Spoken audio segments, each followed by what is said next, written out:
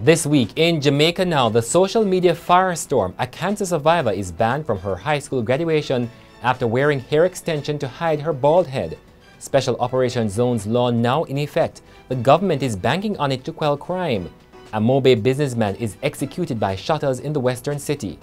PNP councillors to do battle in July 30 face-off to succeed Portia Simpson Miller in St. Andrews Southwest.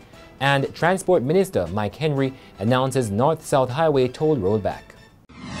I'm Damian Mitchell and this is Jamaica Now. Social media users have reacted with shock and disapproval at the Cambridge High School in St. James after it barred a cancer-surviving student from graduating because of her hairstyle.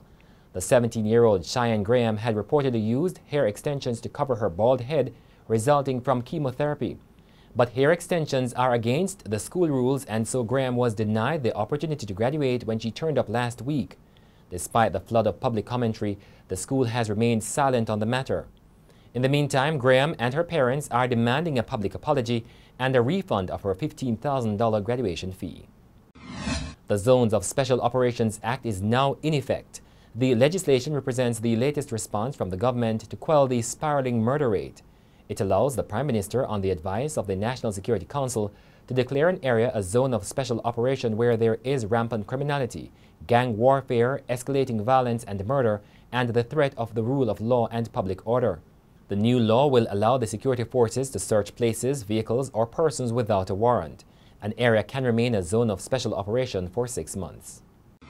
The police are yet to make an arrest in connection with Wednesday's daylight murder of 52-year-old Montego Bay businessman Winston Shue. According to the police, Shue had just got out of his vehicle in front of a building he's constructing when he was shot several times from behind by a man. The killer then took Shue's licensed firearm and fled.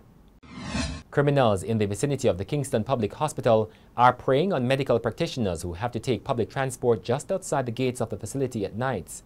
There have also been reports of doctors being robbed outside the parking lot, which the Director of Nursing Services at the KPH, Joan Walker Nicholson, argued would not have taken place in the past. But now the criminals are using the cover of darkness with the nearby streetlight not working. They have been extorting money from the nurses who wait on public transport at the nearby entrance to the downtown Kingston-based hospital. The executive of the People's National Party, the PNP, has proposed a selection conference on July 30 to determine the candidate for the St. Andrews Southwestern constituency left vacant by the resignation of Portia Simpson Miller. Audrey Facey, the councillor for the Painland Division, and Angela Brown-Burke, who represents the Norman Gardens Division, will run for the post. However, the PNP has been struggling to control the selection process after Smith Facey said she was the only candidate nominated to replace Simpson Miller.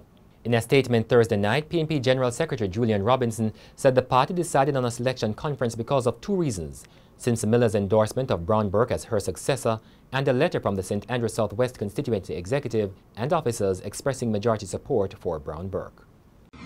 Transport Minister Mike Henry has changed the decision of his ministry and will now be rolling back the toll rates on the North-South Highway.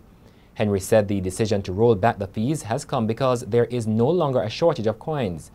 A few months ago, the coin shortage had led to the toll increase. The toll rollback takes effect this weekend.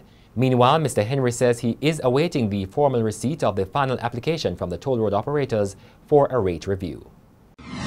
Overseas, former sporting star O.J. Simpson is to be paroled after serving 9 years in prison for a botched robbery to retrieve sports memorabilia in Las Vegas. A Nevada parole board decided Thursday that the 70-year-old former football and TV movie star will be released in October after serving his minimum term for armed robbery and assault with a weapon. Simpson was convicted in 2008. The conviction came 13 years to the day after Simpson was freed of the 1995 deaths of his ex-wife and her friend in Los Angeles. And that's it for this edition of Jamaica Now, your weekly review of the big news stories. Send us your comments at onlinefeedback@gleanerjm.com. You may tune in to Power 106 FM for regular updates. Follow us on Twitter at Jamaica Gleaner and on Facebook at Gleaner Jamaica.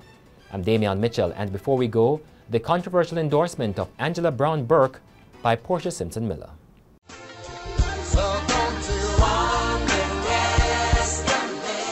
Let me thank you, my family from Southwest St. Andrew, for your love and support during 40+ years.